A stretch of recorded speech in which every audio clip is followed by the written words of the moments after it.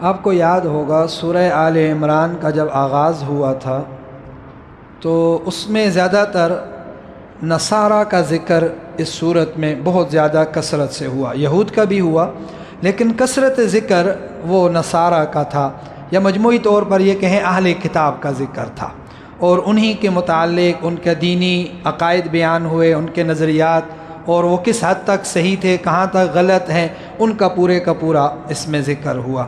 اور ان میں ابھی جو گزشتہ آیات ہمارے درس میں گزری ہیں ان میں بھی وَإِذْ أَخَذَ اللَّهُ مِيثَاقَ النَّبِيِّينَ لَمَا آتَيْتُكُم مِّن کتاب، اور یہود سے جو عہد اللہ تعالیٰ نے لیا تھا اور وہ لوگ اللہ کی آیات کو چھپاتے تھے، یعنی اہل کتاب کی، یہود کی جو برائیاں تھیں ان کا ذکر ہوا تھا پس منظر میں۔ گزشتہ درس میں اہل کتاب کی کچھ برے لوگوں کا ذکر ہوا تھا کہ ان میں یہ خرابیاں تھیں، یہ برائیاں تھیں، تو اللہ تعالیٰ نے، آپ نے بارہا یہ بات ہم نے پڑھی ہے، اللہ تعالیٰ نے اگرچہ یہود اکثریت غلط راستوں پر، غلط عقائد پر، اللہ کی نافرمانی پر تھی، لیکن ان یہود میں سے بھی جو چند مسلمان ہوئے تھے اللہ نے ہر لمحے ان کی دلجوئی کی ہے۔ جہاں بھی اہل کتاب کا ذکر آتا تھا نا ان کی برائیوں کا، ساتھ ہی اللہ تعالیٰ فوراً کہتے تھے نہیں، سارے اہل کتاب برے نہیں تھے، ان میں سے کچھ ایسے خاص لوگ تھے جو اللہ پر ایمان لائے، انہوں نے آخرت پر ایمان لایا، قرآن پر بھی ایمان لایا اور تورات پر بھی ایمان۔ تو وہ جو چند لوگ تھے اللہ تعالیٰ نے کسی بھی لمحہ ان کو بقیہ اہل کتاب کے ساتھ مجموعی طور پر ان کو بیچ میں ذکر نہیں کیا، اگر ہمیشہ جہاں بھی اہل کتاب کا ذکر آ رہا تھا ساتھ ہی ان کو بیچ میں سے استثناء کر دی، کہ کبھی کسی کے دل میں یہ خیال بھی نہ آئے کہ میں بھی تو اہل کتاب تھا پہلے، تو یہ میرے بارے میں بھی کہا گیا ہے۔ یہاں میں ایک نقطہ صرف آپ کی عمل کے لیے، آج ہم کتنے دل دکھاتے ہیں، حالانکہ غلط چیزوں میں، جھوٹی باتوں میں ہم کیا کرتے ہیں، اگلے کے دل کو ایسا جلا کر چھوڑتے ہیں اور ہم اس پر فخر محسوس کرتے ہیں، لیکن قرآن کریم وہ ہر مسلمان کی دلجوئی کرتا ہے، اور اگرچہ وہ اس سے پہلے جتنے بھی برے لوگوں کے ساتھ تھا ان برے لوگوں کی برائیوں کا ذکر کر کے بھی اللہ تعالیٰ دوبارہ ان خیر والے، ایمان والے لوگوں کو الگ کرتے ہیں کہ یہ ان کے ساتھ نہیں ہے، ذرا بھی ان کے دل میں یہ بات نہ آئے کہ ہم بھی کبھی اہل کتاب کہلاتے تھے تو یہ ہماری بات بھی ہو رہی ہے۔ تو آج کی جو آیات ہیں ان میں بھی ایسے ہی ہے، اللہ تعالیٰ نے اہل کتاب میں سے ایمان لانے والے یہود، ایمان لانے والے نصارہ کی تعریف فرمائی ہے، ان کے ایمان کا ذکر کیا ہے، اور ان کو بقیہ یہود اور نصارہ سے کیا کیا ہے، ممتاز اور الگ کر کے ان کی صفت بیان کی ہے۔ اور ان آیات کے شان نزول کے متعلق آتا ہے کہ جب نجاشی حبشہ کا جو بادشاہ تھا، جو پہلے عیسائی تھا پھر وہ بعد میں مسلمان ہوئے، اور ان کی جب وفات ہوئی تو رسول اللہ صلی اللہ علیہ وسلم نے ان کے لیے ان کا جنازہ پڑھا اور استغفار کی، تو کافر کہنے لگے کہ دیکھو ایک کافر جو ان کے نزدیک کافر تھا حبشہ میں مر گیا اور یہ اس کے اوپر جنازہ پڑھ رہے ہیں اور استغفار کر رہے ہیں، کیونکہ مشہور تو یہ تھا کہ وہ عیسائی بادشاہ تھا، جو نجاشی تھا وہ مشہور یہی تھا کہ وہ ایک عیسائی بادشاہ تھا، اور یقیناً وہ پہلے عیسائی بادشاہ تھا، لیکن جب سن 5 ہجری میں جو اللہ کے نبی صلی اللہ علیہ وسلم کے صحابہ جب ہجرت کر کے حبشہ گئے تھے تو انہوں نے دربار میں اس کو دعوت دی تھی اور اسے سورہ مریم سنائی تھی، اور وہ سن کر وہ خود بھی اور اس کا پورا دربار روتا رہا، حتیٰ کہ ان کی داڑیاں بھی کیا ہو گئیں، تر ہو گئی۔ اور احادیث میں آتا ہے اللہ کے نبی صلی اللہ علیہ وسلم نے اس کو خط لکھا، اس نے خط مبارک کو چوما اور اس کا جواب لکھا، آپ کے لیے ہدیہ بھیجا، اور آپ صلی اللہ علیہ وسلم پر ایمان لایا۔ تو یہ اس کی خاص طور پر اس کی صفات اور تعریف کے لیے، اور عموماً تمام اہل کتاب اور یہود میں سے جو مسلمان ہوئے تھے ان کا ذکر ہے۔ ٹھیک ہوگی بات؟ اب دیکھیں آیات کو بس۔ وَإِنَّ مِنْ أَهْلِ الْكِتَابِ، اور یقینی بات ہے، بالیقین اہل کتاب میں سے کچھ ایسے ہیں، ان من اہل الکتاب، اہل کتاب میں سے کچھ لوگ ایسے ہیں، کیسے؟ لمن یؤمن باللہ، جو ضرور اللہ تعالیٰ کے ساتھ ایمان رکھتے ہیں، اللہ کی وحدانیت پر اعتقاد رکھتے ہیں، وہ ثلاثہ والا، وہ جو 3 خداؤں کا نظریہ نہیں رکھتے بلکہ ایک اللہ کی ذات پر ایمان رکھتے ہیں۔ وما انزل الیکم، اور جو کچھ تمہاری طرف اتارا گیا یعنی قرآن مجید اس پر بھی ایمان رکھتے ہیں، وما انزل الیہم اور جو ان کی طرف اتارا گیا تھا اس پر بھی ایمان رکھتے تھے، خاشعین للہ اور یہ کیسے لوگ ہیں؟ یہ اللہ تعالیٰ سے ڈرنے والے ہیں۔ پہلی کتاب پر بھی ایمان لائے، اور ہم نے پہلے بھی پڑھا ہے کہ ان لوگوں کے لیے جو پہلے اہل کتاب تھے کسی اور کتاب پر ایمان لائے پھر مسلمان ہوئے، ان کو کیا ملے گا؟ دونوں کتابوں پر ایمان لانے کا اجر ملے گا کہ انہوں نے پہلے تورات پر یا انجیل پر ایمان لایا اور پھر قرآن کریم پر، ان کے لیے دوہرا اجر ہے۔ تو اللہ تعالیٰ نے ان کی صفت ذکر کی کہ وہ اللہ پر ایمان رکھتے ہیں، وہ قرآن پر بھی ایمان رکھتے ہیں جیسے وہ یہود کی جو حضرت موسیٰ کی کتاب پر ایمان رکھتے تھے، اور ان میں خاص صفت یہ ہے خاشعین للہ، وہ اللہ کے لیے خشوع والے، ڈرنے والے، اللہ کے سامنے عاجزی کرنے والے ہیں۔ یہ اللہ کو بہت پسندیدہ صفت ہے۔ اللہ تعالیٰ نے ان کی ایمان کی صفت کے ساتھ اس صفت کو الگ سے ذکر کیا ہے، خاشعین للہ، خشوع، عاجزی، اللہ کے سامنے گڑ گڑانا اور اللہ سے رو رو کر اپنی باتیں منوانا۔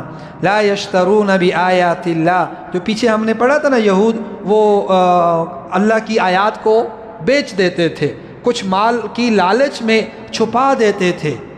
کس کو؟ اللہ کے نبی، آخری نبی محمد الرسول اللہ صلی اللہ علیہ وسلم کی اوصاف، آپ کی جو بشارتیں جو تورات میں انجیل میں موجود تھی، اس کو کیا کرتے تھے؟ اس کو غائب کر دیتے تھے، اور اس کے بدلے میں بادشاہوں سے اور یہود اور نصارہ کے سرداروں سے انعام لیتے تھے۔ بس اس بدلے میں وہ کیا کرتے تھے؟ آیات کو چھپا دیتے تھے کہ دیکھو ہم نے تو حق بیان کیا ہے۔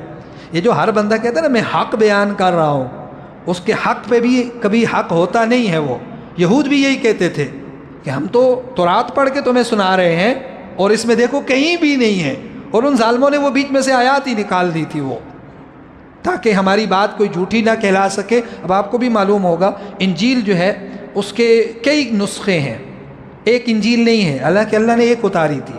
ابھی تقریباً جو عام جو مشہور چلتی ہیں وہ 4 قسم کی انجیل ہیں جس پر عیسائی ایمان رکھتے ہیں۔ ہر ایک نے اس میں کچھ نہ کچھ تبدیلیاں کی ہوئی ہیں اپنی مرضی کے اعتبار سے۔ تو اگر قرآن اللہ کی طرف سے خاص طور پر محفوظ نہ ہوتا، آج بھی ایسے لوگ ہیں جو اپنی خواہشات کو قرآن بنا دیتے اور کہتے کہ یہ قرآن کا حکم ہے۔ جو پیچھے ہم نے پڑھا، وہ یہود کہتے تھے اللہ کا حکم ہے جو ہم آپ کو پڑھ کے سنا رہے ہیں، اور اللہ نے فرمایا کہ یہ جھوٹ بولتے ہیں۔ تو اس لیے ہر بندہ جو نعرہ لگائے کہ میں ایک حق ہوں، اس سے پہلے سارے ناحق تھے، اس کا مطلب ہے کہ یہ بیچ میں کیا کر رہا ہے؟ ڈنڈی مار رہا ہے۔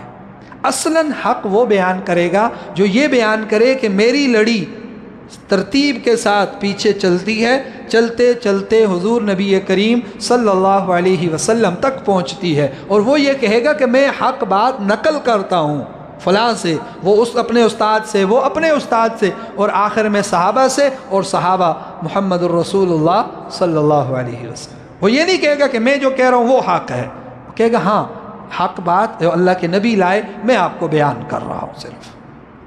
تو اس لیے ہر نئے دعووں پر، ہر نئے جو ظاہری شوشہ نظر آتا ہو، جہاں بڑی خوبصورت ویڈیوز ہوں، اچھے جو ہے نا لیکچرز ریکارڈ ہوں، وہاں ایمان نہ ہار بیٹھے۔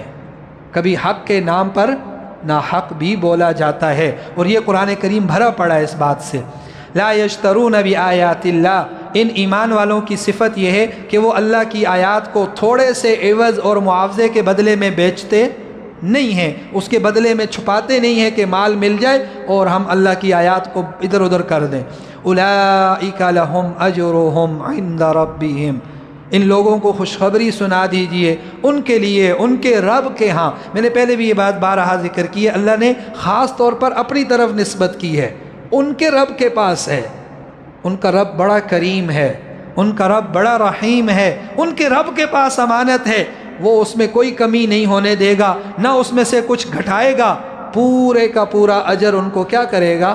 ان کو پہنچائے گا، ان کو ملے گا۔ اولئک لہم اجرہم، ایسے ہی نیک لوگوں کا نیک عوض ان کے پروردگار ان کے رب کے پاس محفوظ ہے۔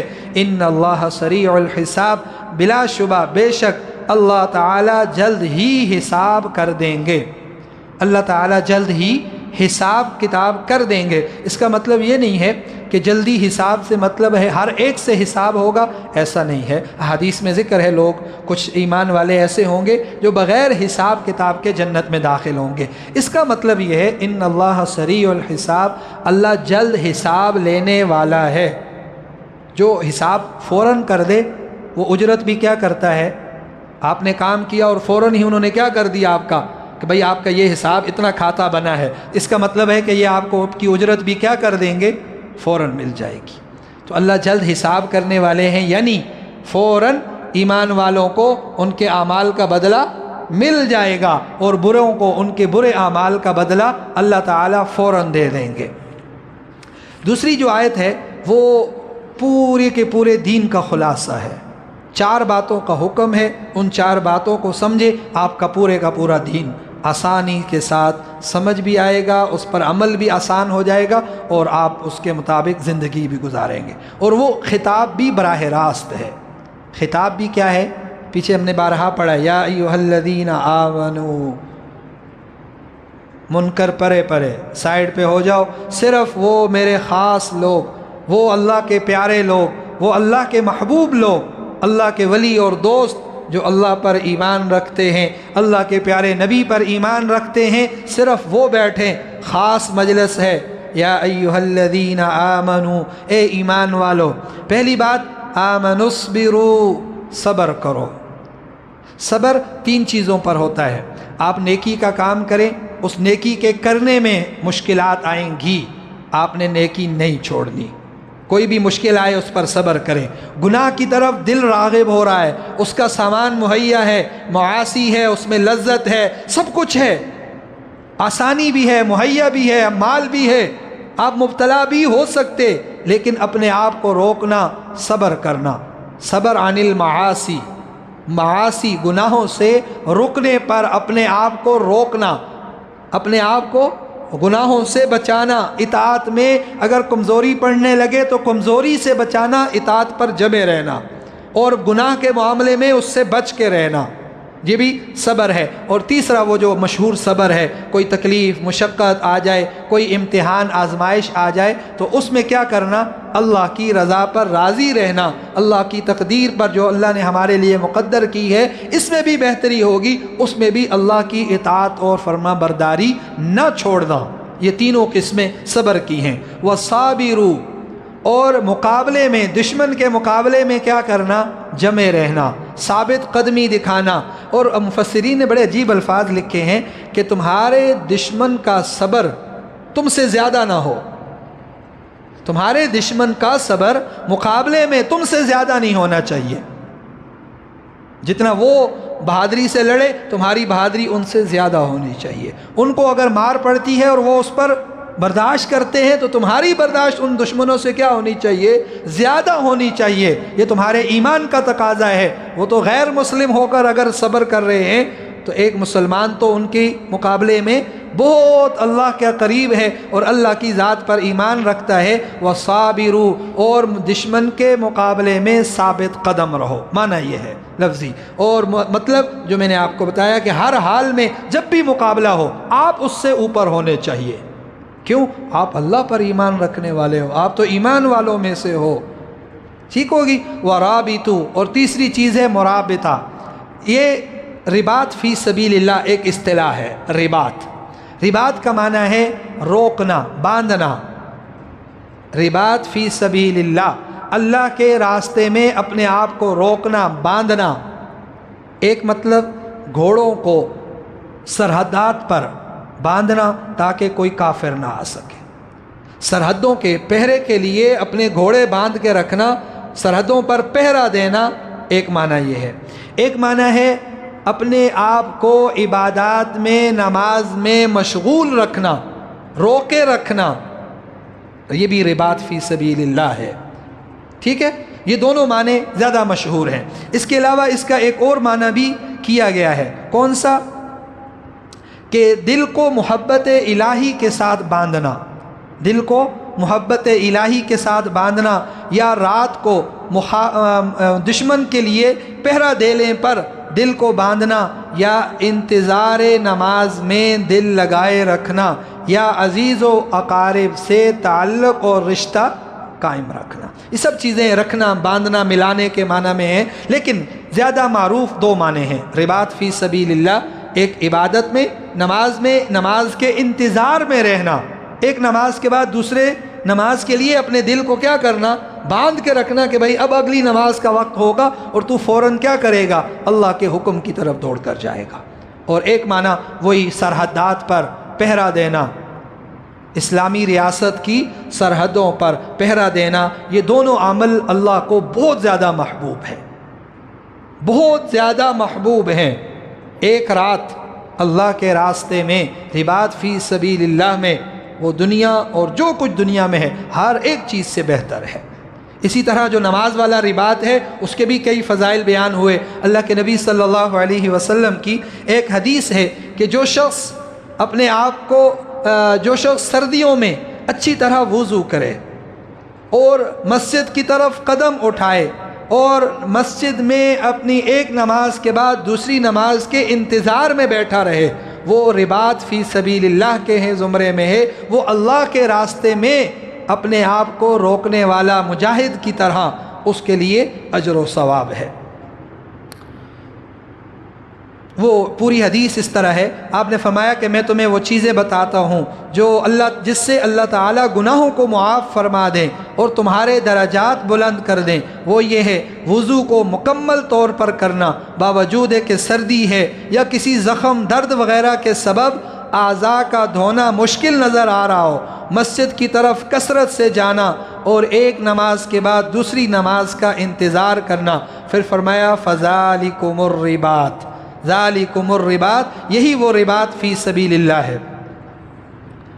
تو بہرحال جو شخص نماز کے انتظار میں رہے اس کے لیے بھی اللہ تعالیٰ عظیم ثواب لکھیں گے، جیسا کہ اس شخص کے لیے جو اللہ کے راستے میں جہاد میں اپنے آپ کو کیا کرتا ہے، پہرا دیتا ہے، اپنی جان لگاتا ہے۔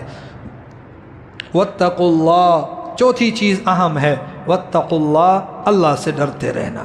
اور ہم نے پہلے بھی بارہا اس چیز کو سیکھا ہے کہ اللہ کا ڈر وہ واحد نظام ہے، وہ واحد چیز ہے جو ہر ایک شخص کو اپنے درجے پر قائم رکھتا ہے، اس سے حدود سے، تجاوز سے روک کے رکھتا ہے، اور معاصی سے اور ہر قسم کی نافرمانی، چاہے وہ ملکی قوانین کی ہو، چاہے وہ اپنے عزیز و اقارب کے حالات کے اس معاملے میں حقوق تلفی ہو، ہر ایک برائی سے کیا کرتا ہے، اس کو روکتا ہے۔ واتقوا اللہ، اللہ کا ڈر ہمیشہ اپنے ساتھ رکھنا۔ واتقوا اللہ، ہر لحاظ سے، ہر لمحے اللہ سے ڈرتے رہو۔ لعلکم تفلحون، پھر کیا ہوگا، تاکہ تم کیا کر دو، فلاح پا جاؤ، تاکہ تم ہمیشہ ہمیشہ کامیاب ہو جاؤ۔ اور وہ کامیابی کیا ہے، اللہ کی جنت میں، باغات میں، اور اس میں داخل ہو جانا اور جہنم سے بچ جانا۔